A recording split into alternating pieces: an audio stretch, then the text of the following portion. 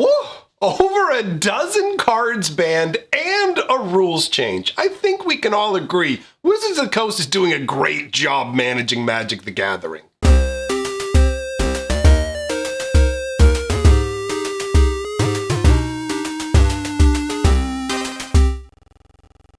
Greetings, owners of fine luxury cardboard rectangles. We are here today to talk about an absolute dumpster fire, and that is the current state of Magic the Gathering. We have 15 different bannings and an unbanning and a complete rules change, because why not? That's the way we're living now. Constant bans, change the rules. Who cares about getting things right in the first place? I got to admit, I got kind of frustrated. Actually, that's an understatement, but that's how I'll describe it. I got kind of frustrated reading the banned and restricted announcement. I've been dealing with Magic for a very long time now, and I've been through some of the tumultuous times and a lot of the calm times when it comes to bans and the formats, and right now, things are completely out of control. So here's how we're going to do it.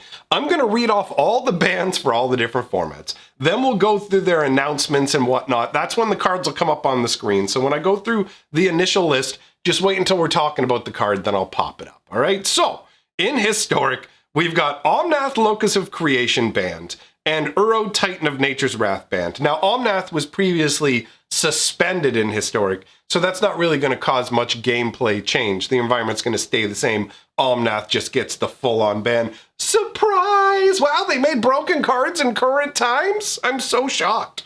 All right, in Pioneer, we've got 5 bans. Balustrade Spy, Teferi Time Raveler, Undercity Informer, Uro, Titan of Nature's Wrath, and Wilderness Reclamation. And I have to say I was a little bit surprised by this just because I didn't know how much attention they were paying to Pioneer overall, right? So in Modern, we have 5 more bans as well. We have Field of the Dead banned, Mystic Sanctuary banned, Simian Spirit Guide banned, Tibbles Trickery banned, and Uro, Titan of Nature's Wrath banned. Surprise, surprise, 80% of those bans, all standard cards, all designed recently. Simian Spirit Guide finally getting the ban hammer doesn't surprise me, because that kind of card, I'm genuinely surprised it wasn't banned beforehand. Now let's move into Legacy, because we got more bans. Arkham's Astrolabe is banned. Dreadhorn Arcanist is banned. Oko, Thief of Crowns is banned. Wow, it's all relatively new stuff again. Big surprise there. And in Vintage, we have the only format that's not getting a ban, and that's Lurus of the Dream Den being unbanned. All right? So, I mentioned that there's a rules change. Let's talk about that. That is the Cascade rules change. Okay? So, the new rule for Cascade basically states this. Cascade is a triggered ability that functions only while the spell with Cascade is on the stack.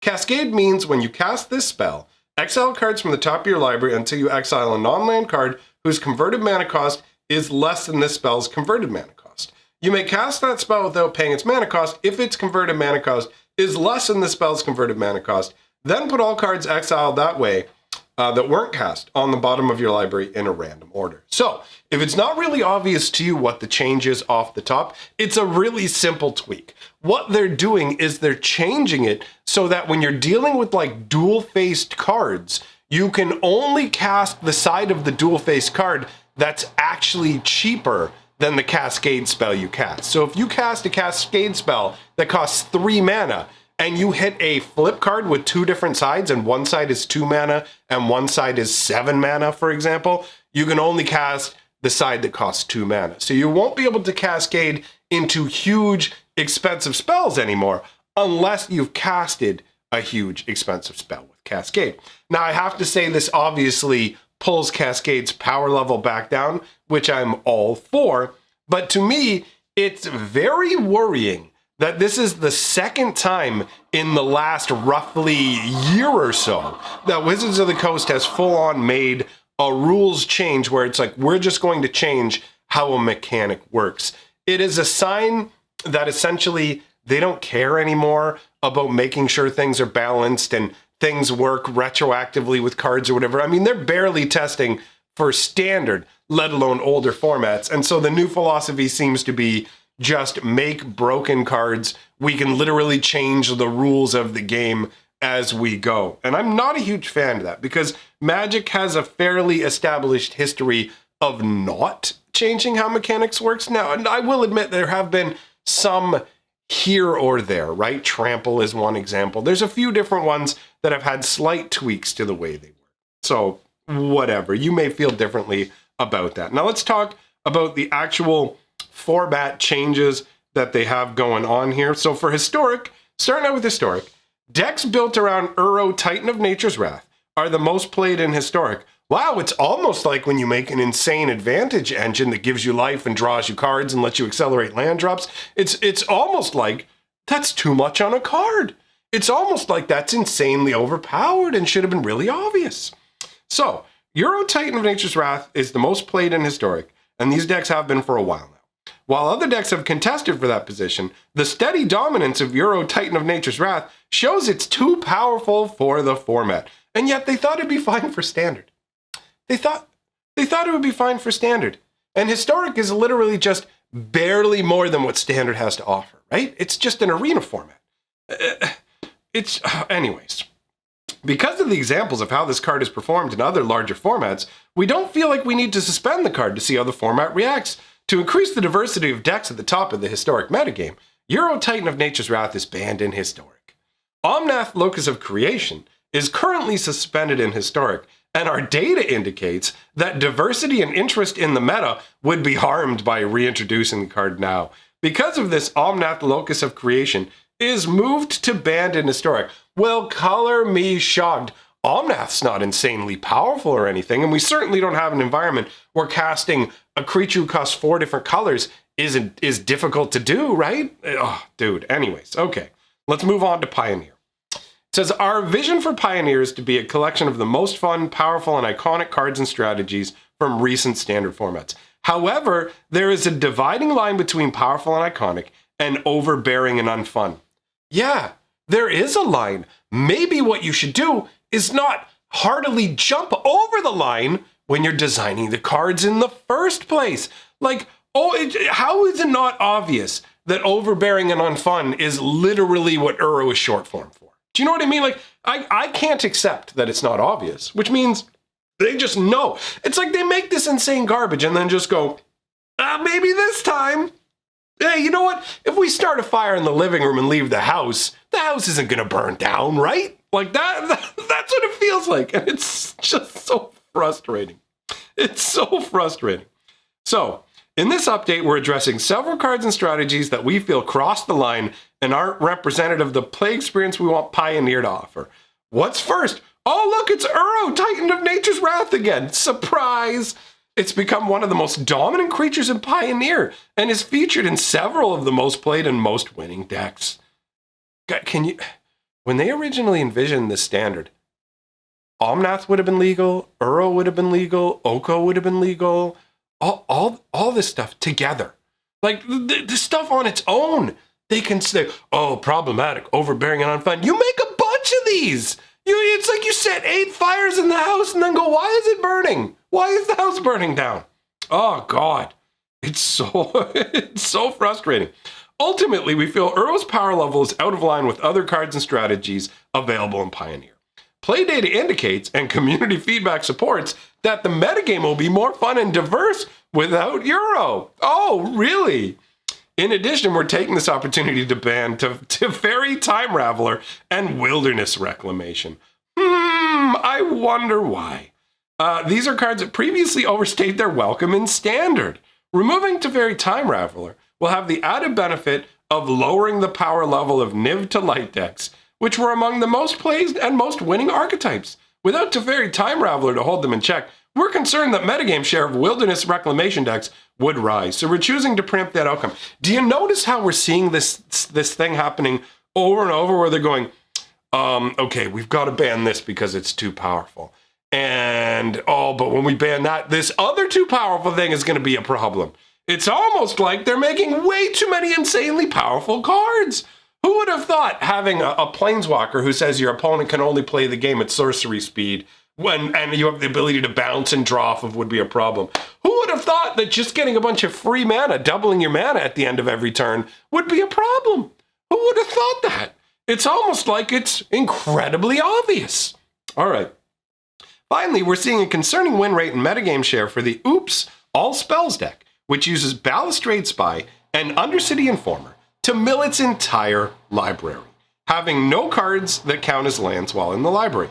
Given the difficulty of interacting with the strategy, it isn't easily held in check by natural metagame forces. We don't believe Pioneer can be at its most fun with Oops All Spells being a large part of the metagame. So we're choosing to ban Balustrade Spy and Undercity Informer. Look at all the unfun formats that we're having to deal with. Oh, what are we moving into next? Modern. I wonder what we're going to talk about being banned first. Oh, look, it's Euro. That's new. That's new. So, as in Pioneer, Euro's become a dominant fixture across many of the top Modern decks and operates at a power level that makes it difficult for other mid-range and control strategies to compete with. To open space in the metagame for a greater variety of mid-range strategies and other slower decks to coexist, we're choosing to ban Uro in Modern as well. Along with Uro, we're addressing two lands frequently used by ramp and control strategies. I bet you any money that these definitely won't be cards that are in that were in standard recently or in standard right now. They definitely won't be cards printed in the last 2 years, right? Because design is doing great. Oh no. It's Field of the Dead. Well, that was definitely put out in the last 2 years. But Mystic Sanctuary. Oh no, that was a Throne of Eldraine.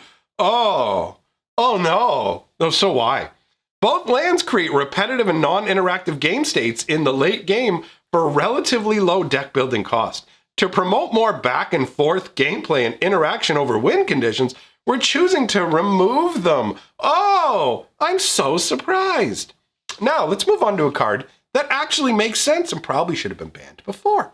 Simian Spirit Guide is a card we've had our eye on for some time as an enabler that speeds up fast combo decks.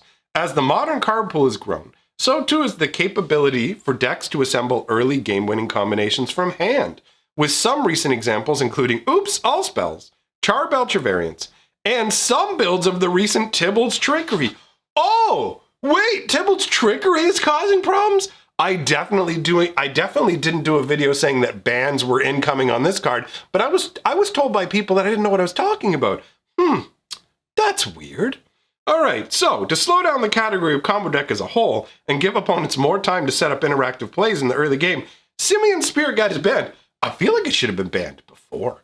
Like, these sort of remove me from your hand for mana cards are very potent. It's almost like Magic has a balancing system. It's almost like the casting costs and stuff were meant to determine how fast things could happen and kind of how you would use them and how the game would flow. And it's almost like if you make things free or give people extra mana, it kind of throws the whole game out of balance. And I don't think I'm onto anything with that. I'm probably out of my mind. So let us continue. Finally, while there's been much discussion about the new Tibble Trickery deck in several formats, we see Modern as the format when those decks are uniquely problematic via Tibble's Trickery's interaction with Cascade. While the overall win rate of the deck hasn't shown to be problematic, we believe it contributes to non-games that makes Modern less fun to play. You don't say. You mean sitting down to play a game of Magic and have your opponent do something really, really quick that doesn't even involve you isn't satisfying? Well, you know what? It's, in all fairness, Magic has only been around for like a year or two, right? Like they've only had a couple years to figure stuff out. So it's not like they would be aware of how they'd be creating unfun cards. It's not like this game has been around for almost 30. Oh, wait. Yeah, it has been around for almost 30 years. Can you feel how salty I am?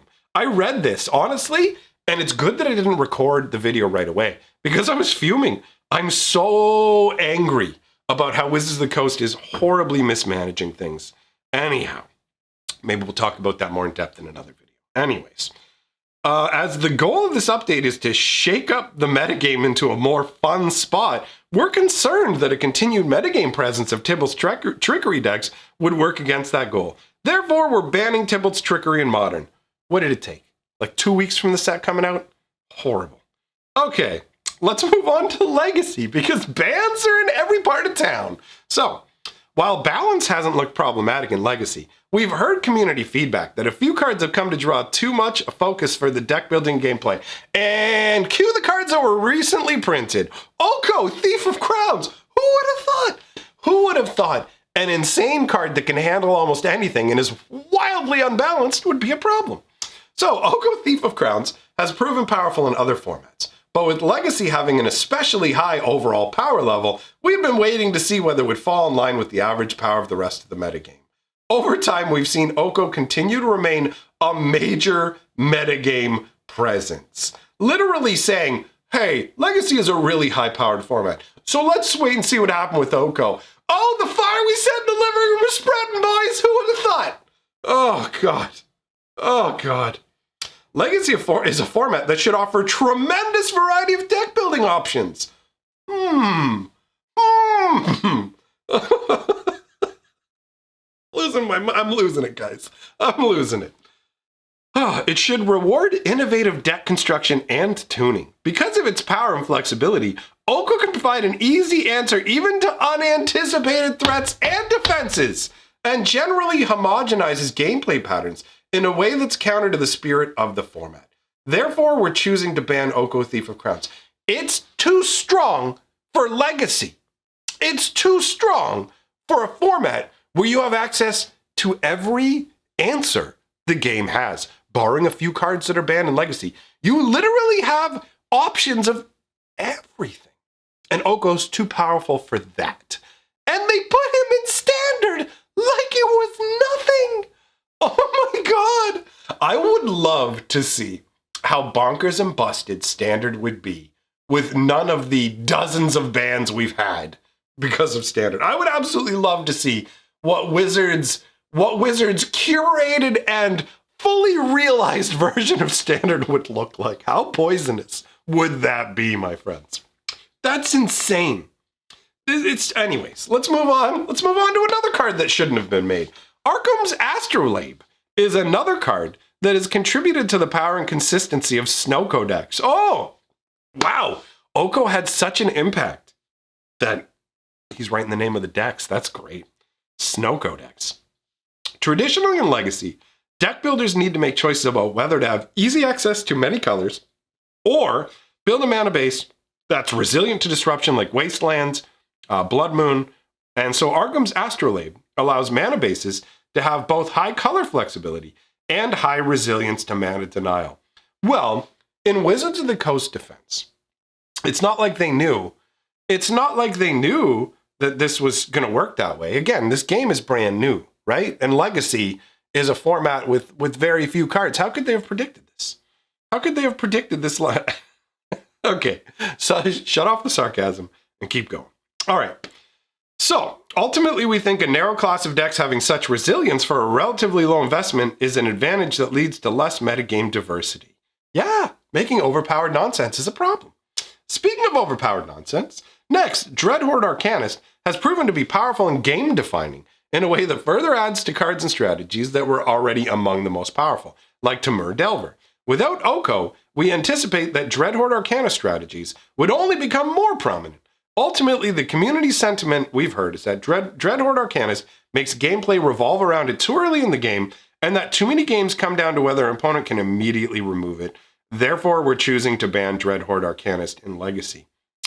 And then finally, it says, we did discuss banning Uro Titans of Nature's Wrath in Legacy as well, but we feel its power level is more in line with the overall power level of Legacy. Really? Well, I'm predicting it right now. Remember how Oko just got banned in Legacy? They're going to come back for Uro. They're going to come back for him. He is incredibly powerful. All right, so we feel the power level is more in line with the overall power level of Legacy. The bar is high for what 3 and 4 mana spells need to accomplish in Legacy. Oh. Okay. Oko costs 3. Uro costs, what, 3 to cast the first time, and you cast him again the next turn? Oh, yeah. We believe Uro can coexist as a competitive but not dominant option. Additionally, the bans of Oko, Thief of Crowns, and Arkham's Astrolabe should significantly decrease the metagame share of existing decks that Uro naturally slots into. Oh, breathe. Okay. Vintage. So this is, we're going to talk about the unbanning, which is thankfully something a little bit different. Shortly after the release of Ikoria, Lurrus of the Dream Den was added to the vintage ban list. I just realized that for most of this video, I've been leaning forward. So a lot of videos, I just kind of like lean back and chill, but I'm so like about this that I'm oh God. Okay. So Lurrus was added to the vintage ban list as the only card on the list solely due to power level for the unique reason that restriction was not a meaningful solution given the companion mechanic. You can't restrict it because if you're restricted to just one, people are using it as a companion is what they mean. So at that time, the power level benefit of using Lurrus as a companion was far too high relative to its deck building cost. However, since we've changed the companion rule to require additional mana investment, which isn't printed on any of the cards, by the way. I love it when they change a mechanic and there will be no cards in existence that actually have the mechanic printed properly. That's fun and fair to people who have bought your cards. Okay, so a key aspect of the spirit of vintage is we'd like as much of Magic's cards library to be available as possible. So we're running the experiment of unbanning Lurrus of the Dream Den. We'll be keeping our eye on what this does to the metagame, and we're willing to revert the change if needed, but we believe that Lurrus should be given another chance to prove itself under the new companion rule. I have to say, once you change the companion rule and you got to pay 3 mana to put it into your hand, that does feel like enough of a nerf that unbanning it doesn't feel particularly dangerous, although I will say I could be wrong about that. But that's ultimately how I feel. So we talked about, we said what the Cascade rules change was. The reasoning behind it was modal double face cards were designed to allow both faces to be playable in all situations. For example, if an effect let you cast spells from the graveyard, players expect to be able to cast either face. Feedback has shown us, however, that in situations where certain criteria are mentioned, being able to play or cast the back face when it doesn't meet those criteria is not intuitive. And I will agree with that. If you cast a Cascade spell that costs 3, oh, that's 4. I'm not qualified to explain this. If you cast a Cascade spell that costs 4, and you hit a spell that has a cost of 2 and 7, you're going to be like, I can cast the 2 side, but not the 7 side. But under the old rules, you could cast the 7 side, and that is not intuitive. So I will give them that. This confusion, plus being allowed to cast spells without paying their mana costs that you shouldn't be able to, makes Cascade an issue. Oh, again, it's almost like balancing and casting costs matter. So as a result, we're tweaking Cascade, such as a spell you cast off the triggered ability must also have a lesser converted mana cost than the spell with Cascade. I personally hate rules changes like this. I personally hate the change of mechanics. I don't know, honestly, if there is a better answer in terms of just banning the cards. Because some people would argue, look, if they make tweaks, it means fewer cards have to get banned and people getting to play with more cards is better. But not being able to just read the card and play the card as it's printed, to me, is not great. I think you should be able to get any Magic cards and be able to play them off the bat. So the companion rule change is a much bigger issue for me than the Cascade rule change, because the Cascade rule change, some people aren't even going to understand that it has changed, and the intuitive way to play it goes along with this rules change. So for me, it's not a good sign that Wizards feels the need to make these rule changes. I mean, they obviously didn't figure out how to nerf Tybalt's trickery enough to stop it from being a problem, right? It's causing problems in multiple formats. But yeah, that's, I don't know. Either way, my main frustration isn't about the rules change. My main frustration is the complete lack of care and consideration when designing new cards. They make these cards that they go, whoa, this card's way too powerful for historic. It's way too powerful for modern. It's way too... Why'd you put it in standard then? Standard is the most overwhelmed by cards that warp the format to this degree, and it's because they ultimately don't care. And sadly, my friends, I think the really awful part about this is that Wizards of the Coast is reporting record profits. According to Hasbro, they're reporting record profits. And if they're reporting record profits and they're changing the rules and banning cards all the time because they're pushing up broken nonsense, guess what's going to continue?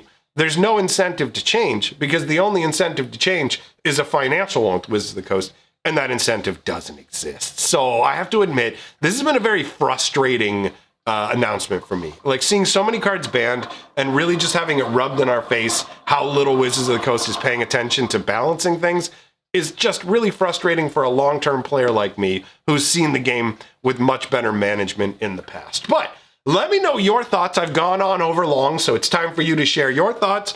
The names of my favorite patrons, scrolling on by. Thanks for supporting the channel. You guys are the best. I'll put up a link to a lore video, and I'll see you guys next time.